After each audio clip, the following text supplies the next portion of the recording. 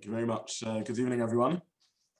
So this is a shiur just to try and finish off the what we can do of the sugya of kosher, and I want to have a look at Tosfos Divrei Masechet Kosher on Ein Gimel Amud Aleph. I touched on it briefly at the end of last year, but we rushed through it a little bit. So just to try and tie up the loose strings and tie it all together.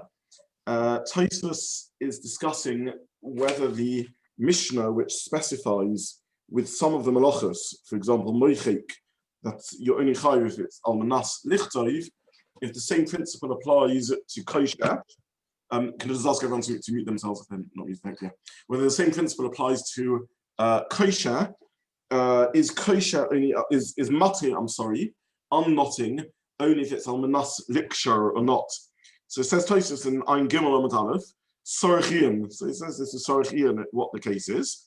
And then he points out that according to Rashi's understanding of the scenario in the Gemara from which we learn kosher, matir, in Ein Daled on the base, this is an example of matir shaloi almanas liksher. You're not unknotting in order to knot, but you're just unknotting stum for no preparation of knotting.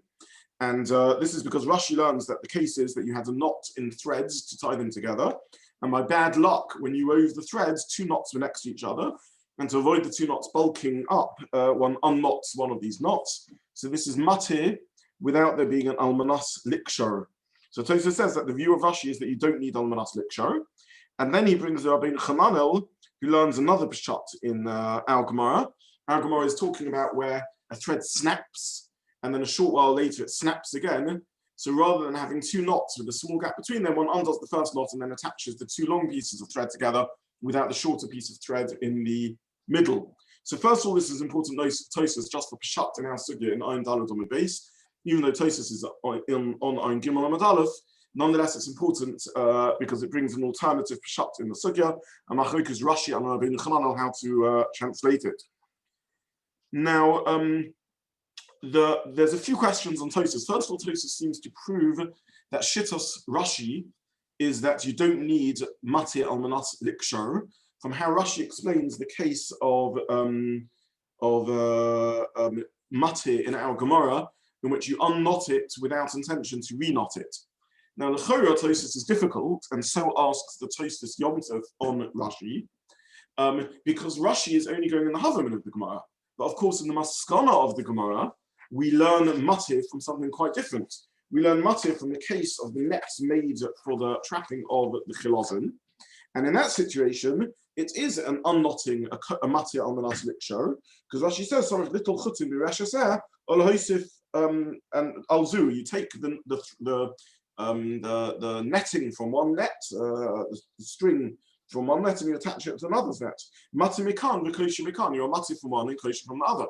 So in the maskana of the Gemara that we learn from the chilazon, the reshtas, the nets of the chilazon, even Rashi would agree that this is a matir almanas liksher, because as Rashi explicitly says, matir mikan v'kosher mikan. So asks the Tosfos Yom Tov on Rashi. Now, I don't really understand this question, and I think there's two answers we can give as to why Tosfos assumes that Shittos Rashi is that you don't need matir almanas liksher. The first answer is more technical, and the second answer is more fundamental. So again, just to summarize, Tosfos proves from Rashi that you don't need matir almanas liksher because of how Rashi learns the case of the first unknotting, the example the Gemara gives of unknotting in the Mishkan, where you have two knots in the woven fabric that are lined up next to each other, and if you unknot one of them, that's very clearly not a situation of kosher almanas, of matir almanas liksher. So says Tosfos. The question is that all of this is the Havamin of the Gemara, of where we learn matir from, but in the Maskana we learn matir from the chilazon nets, where you do unknot in order to reknot. So where does Tosfos get from that Shittos Rashi is you don't need matir almanas liksher? So the technical answer to the question is that even in the Maskana of the Gemara, the same remains the case. And this is Chazara on what we said at the beginning of the Sugya of Kosher, from the view of the Ritva. Because the Ritva points out in Shittos Rashi that according to Rashi, you don't need matir almanas liksher. In other words, he's saying the same as Tosfos, but he says it in the Maskana. because he says that in Rashi, who learns that we're talking about the unknotting and reknotting of the nets of the chilazon, since you detach and reattach the nets, the threads, the parts of the netting, into a different place, says the Ritva, this isn't called Mata Almanas Liksher. Meaning to say, we've already seen with Soisa, for example, that the Gemara in Daf Lamed Aleph says that it's only called Soisa Almanas Livnos if it's Almanas Livnos bin Komo, it's clearing the ground to build something else there. So it would be parallel in the case of Matir. It's only when you're Matir two threads in order to reattach these threads, as per the example of Rabbeinu Chananel. But according to Rashi, where you're detaching one part of the netting in order to attach it to a completely new net, it is true that you are unknotting in order to reknot it, but it's not to reknot it, it's to reknot this thread to a third thread. This isn't in order to recreate a corrected knot in the same place. And therefore, says the Ritva, this isn't called Matir Almanas Liksher. So if we go with the view of the Ritva, it's by no means Muchach, you could argue this qualifies as Matir Almanas Liksher because you're going to reknot it somewhere else. But the Ritva assumes that reknotting somewhere else is not called Matir Almanas Liksher because it's not recreating the same knot. And therefore, if that's Tosfos' understanding, Tosfos would argue that even in the Maskana, Rashi holds that you don't need Kosher Almanas, Matir Almanas Liksher. So this is the first point, a technical point. I will revisit it in a moment to hopefully make it clearer, because there's a more fundamental point in Tosfos. I don't think Tosfos' point is simply to say that the way Rashi learns the Gemara, we don't have a source for Matir Almanas Liksher. I think Tosfos is saying that you see that Rashi isn't bothered by the concept of Matir Almanas Liksher. Because if you see that Rashi is willing to learn the explanation of the source of unknotting from the Mishkan when you unknot threads without it being a scenario of reknotting it, you see that Rashi doesn't care whether it's Almanas Liksher. So he isn't just proving it mathematically, that in Rashi, there isn't a source from the Mishkan, because in the Havamin of the Gemara, you're unknotting it without intention to reknot it, where you could then ask on Rashi, on Tosfos, well, in the Maskana, we do have a source from the nets of the Chilazon. So he's saying a concept. You see that Rashi doesn't care about needing it to be done for reknotting. It's not that if it was indeed the case that you needed Matir Almanas Liksher, it wouldn't be because it happens to be the case we learned from the Mishkan is a case where they were unknotting in order to reknot it. We've already seen we don't learn all the details from the Mishkan. There has to be a swirl to it. You don't learn that just like in the Mishkan it was Levium who were doing it, therefore the Malacha is only with Levium. Or just like they were males who were doing it, therefore the Malacha wouldn't be with females. Or just like it was females doing it, the Malacha wouldn't be with males. Yet the detail has to be relevant to the concept of how we understand the Malacha. So Rashi clearly, if he's willing to learn from unknotting the threads in the woven fabric in order to avoid a cluster of knots, Rashi doesn't care about the reknotting. You see, conceptually, Rashi didn't think that Matir had to be Almanas Liksher. Isn't Rashi just saying what he thinks the case is? Rashi is saying what he thinks the case is. But since Rashi is willing to consider that as the case, you see Rashi doesn't care about the fact that it's not Almanas Liksher, that you're not unknotting in order to reknot. It's not that he doesn't care, though. He can't do anything else other than explain what he thinks the case is. And the Gemara itself is saying that's the case, surely. That could be. What drives Rashi, we don't know. What comes first? Is it that Rashi doesn't care, therefore he's willing to explain the Gemara this way? Or he understands the Gemara and therefore he's willing to explain it this way? Who knows? But the fact is that the way Rashi learns the Gemara, it comes out that Rashi, or the Gemara according to Rashi, doesn't care whether it's Kosher, whether it's Matzah, Almanas Liksher or not.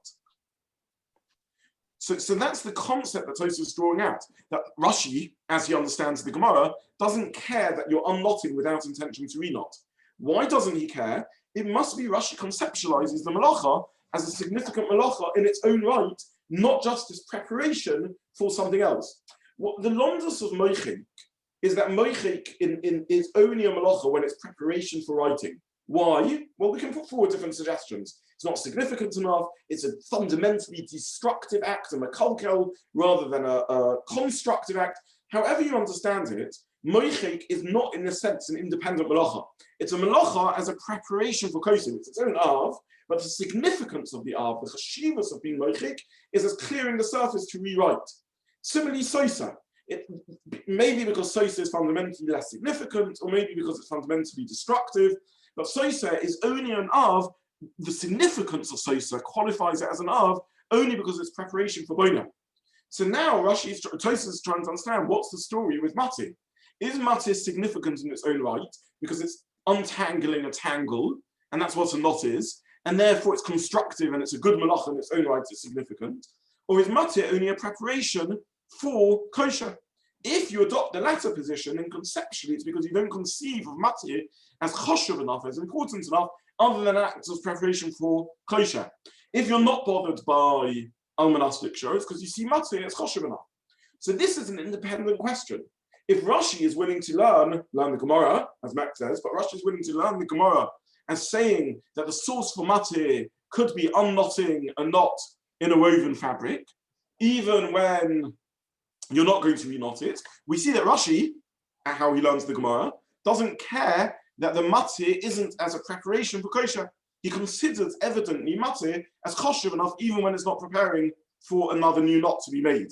In which case, even if in the Maskana of the Gemara, with the net, it's true that there they are unknotting in order to reknot, Tosfos' proof remains. Because you see that Rashi isn't bothered, as he learns the Gemara, isn't bothered by the fact that this is an unknotting in order to create a new knot. He doesn't care that this is an unknotting knot in order to create a new knot.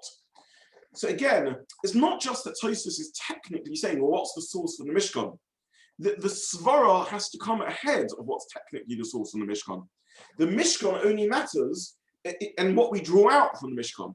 And Tosfos' question is a conceptual question. Is Matir a weak melacha, a poor melacha, like moichek and like sosa? There's only an act of preparation for writing or for building. Well, no, is Matir its own independent melacha, even without it being a preparation for kosher? Says Tosfos, you see from how Rashi is willing to learn the Havamin of the Gemara, that Rashi doesn't care whether it's Almanas Limchek or not. And if even the Maskana, presumably, Rashi doesn't care. So this is the second explanation, idea behind Tosfos. But going back to the Ritzvah, this is really the Ritzvah's point also. Sosa is a melacha because it's preparing the ground for a new building, the grounds for a new building. If you dismantle here to build somewhere else, as we saw, that's not called the melacha of Sosa, other than in the Mishkan where it's Al Pi Hashem, as we discussed. Says the Ritzvah, if you're detaching and unknotting a bit of a netting here to add it to a different net, that's also not called Matir Almanas Nikshar, because you're not preparing to remake a knot here, you're preparing to remake a knot on a different net. And therefore, says the Ritzvah, from the Maskana of the Gemara, you also see the Rashi doesn't care about Matir being Almanas Nikshar. And let's ask a general question. I mean, you said before that we can't learn every detail from the Mishkan, like, you know, if a woman does it, we don't say that it's not that if a man does it. But so I don't quite understand. You're saying it's Almanas and Matir in the Mishkan. How can we necessarily learn that applies in the actual Melacha? Maybe that's one of the details that we don't have to learn from the Mishkan. That you're correct. And that's Tosfos' conceptual question, which is what's the nature of the Melacha of Matir? No, but we're trying to learn it from, we're trying to prove it from what's happening in the Mishkan, aren't we? We're trying to say in the Mishkan, they did it in one place, but it was for another place.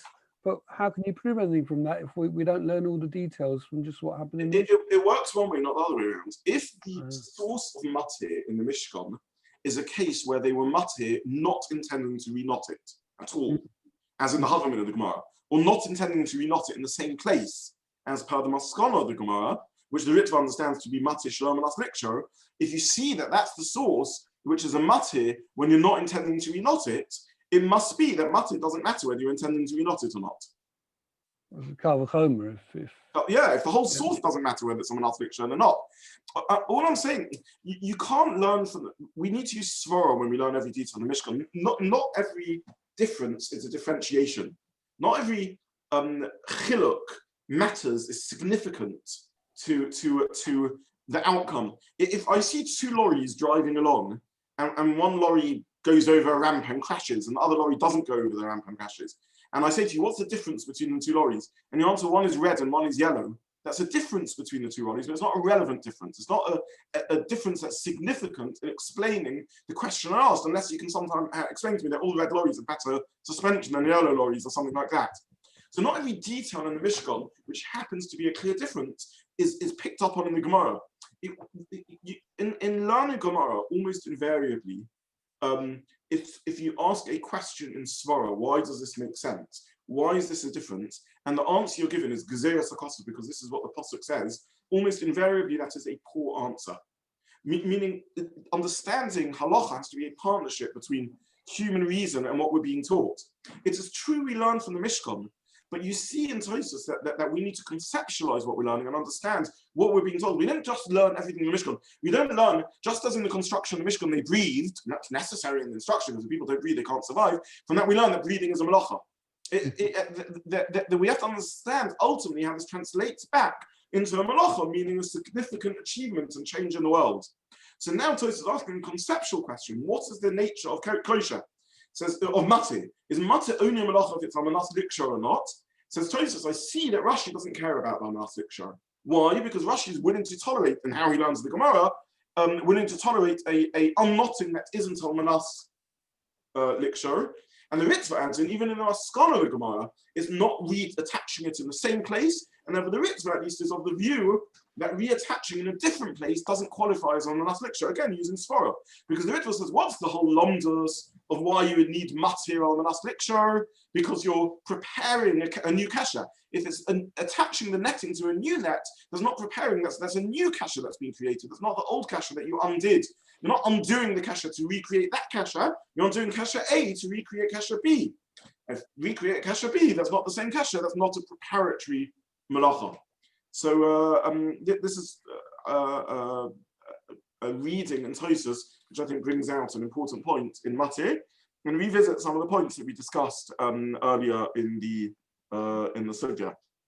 I just asked, Rabbizobin, on the Gemara itself, is there any hint to it? Because the Gemara mentions, firstly, it says, titzat kosher, matir ma'ikal ameima. So it's separated. And the very end of it, it says, you can kosherin umatirin, in that order. Kosher first and then matir. If matir was almanachik shor, it should have said matirin v'kosherim. It gives it that order. Maybe there's some inference from that. Very, very interesting. I hadn't thought of that, Tiuk.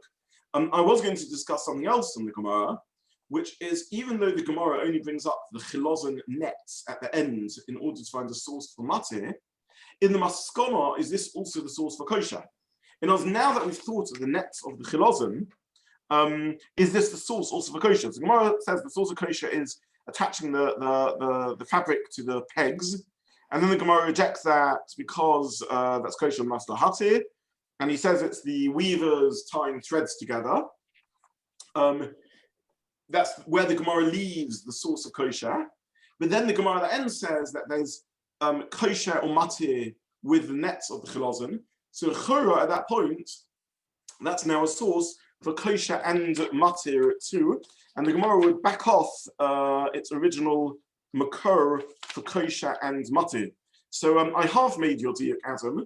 I noticed the Gemara mentions the word kosher. Now I didn't think about the order. And I explained the Gemara saying kosher and umatirin to imply that this is the source for kosher also now in the Maskana. Now this seems a good reading, except that Rashi later on in the Masechta, when we get back to kosher in the perek called Elu Kashorim, Rashi there says that the source is the woven fabrics that's detached. He doesn't mention there the nets. So it seems that Rashi doesn't learn like that, and Rashi learns that the source is not for kosher is not from the net, only the source for matir is from the net. So I don't quite know where to go with all that, but anyway, that's a comment on the diuk you make in the Gemara. So just to summarize, in the Maskana of the Gemara says the source for matir is from the nets of the chilozon, but the Gemara doesn't just say that. As correctly pointed out by Adam, the Gemara also says kosher, the source for kosher is from the net. So in the Maskana, we now have two sources for the melacha of kosher, either from the nets of the chilozon, which are not just matir, not just de-knotted, but also knotted, or from what the Gemara said earlier, which is the threads that detach. It's not clear in the Maskana which one remains the source for kosher. So this is an important point also. Before I move on, is this reasonably clear?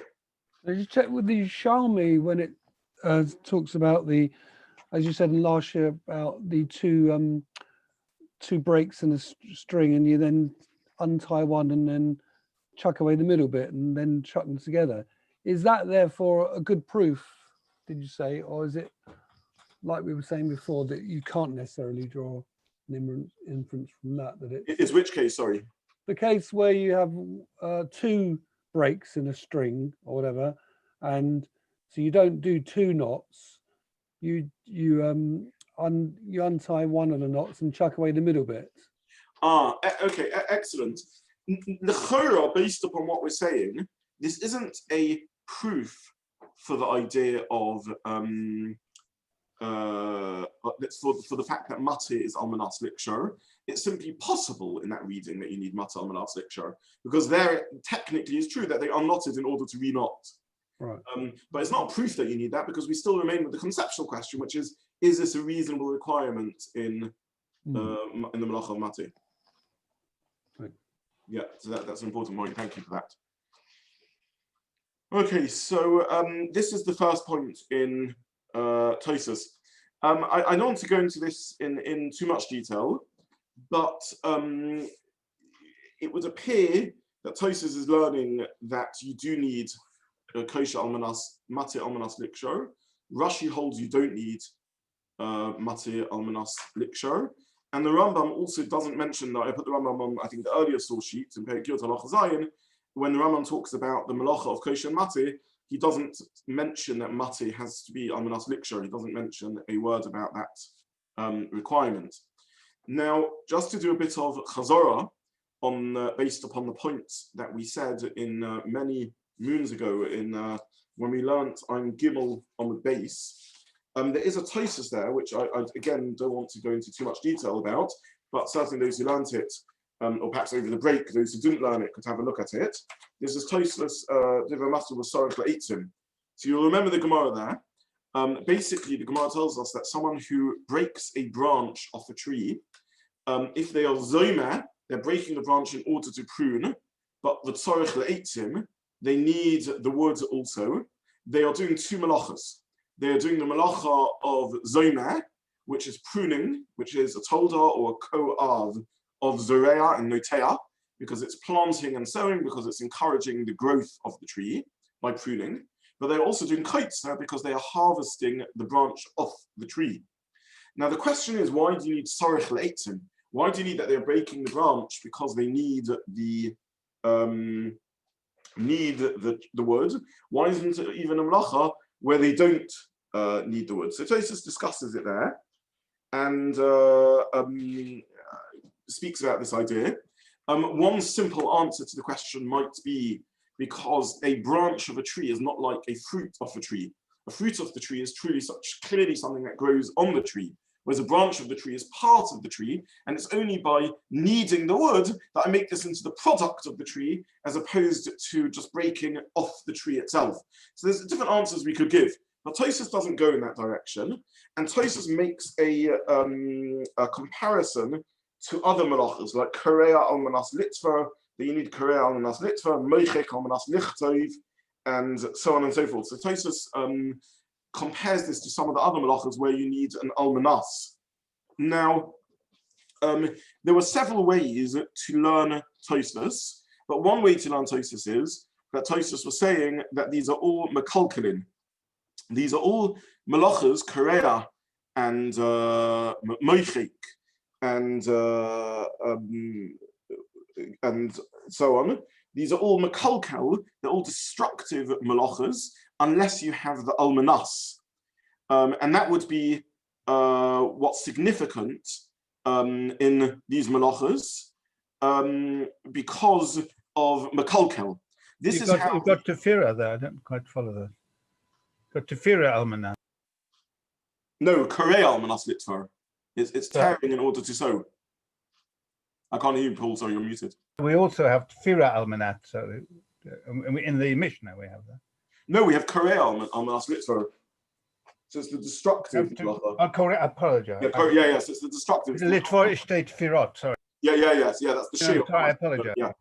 So this is how the Biur Halacha seems to learn Tosfos, that the point of Tosfos is that it's mekalkel.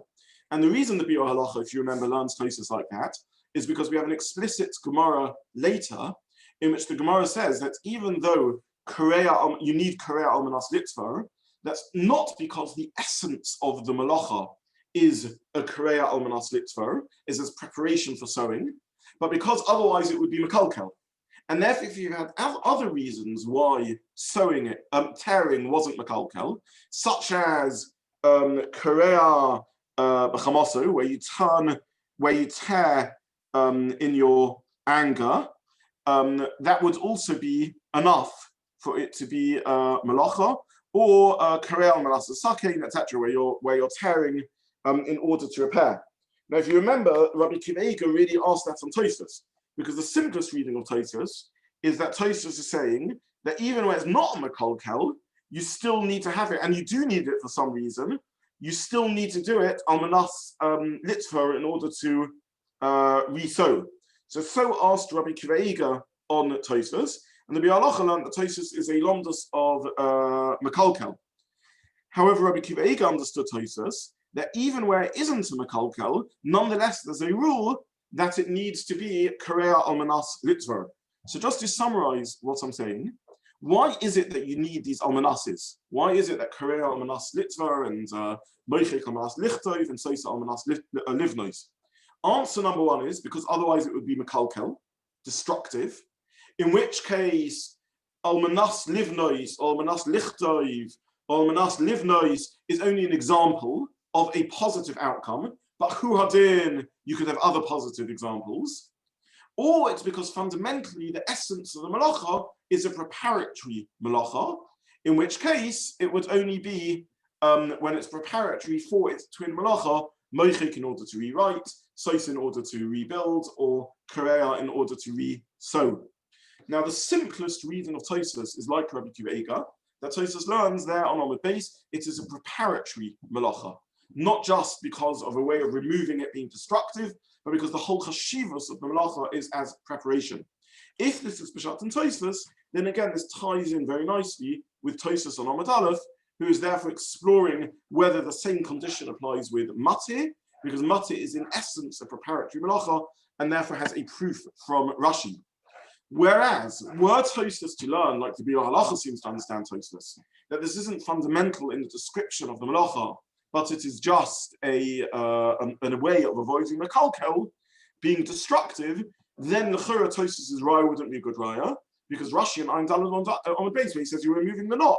You're removing the knot in order to be constructive, not destructive, and because that's what makes the garment not have two knots in the same place and not line up messily. And therefore, that would be sufficient to remove the Mekalkel problem and allow this to be a Malacha. So just to summarize, there's two ways to learn the sugya of needing almanas on condition. Either it's just to avoid the technical way, to avoid the issue of Mekalkel, of it being destructive, and any positive outcome would be enough, or it's because fundamentally it's a preparatory malacha for something else. That's what makes it a significant achievement. And that's with Soisa and Moichek and Korea. And Tosfos' Sofek is whether the same lomdus applies with Matir. One possibility Tosfos considers is yes, Matir is just a preparation for kosher, and the other possibility Tosfos considers is no, Matir has its own chashivas. Unraveling a knot is its own chashivas, untangling things. A knot is chashiv if you want it to be joined, but de-knotting something is also an improvement, straightening things out if you don't want it to be joined. I have to stop here because I need to go and daven Mariv. I wish everyone a good break, and I'm happy if you want to speak off group to me in case there's any questions. I apologize that I'm dashing off. But with this, we conclude the sugya of kosher and matir, and in Mi'at Hashem, after the break on the 5th of January, we will start the malacha of toifa in the continuation of the sugya in the next few lines of the Gemara. I wish everyone a good evening. Shkoyach, thank you very much. Thanks. Thank you, Shkoyach. Good evening, everyone. Thank you.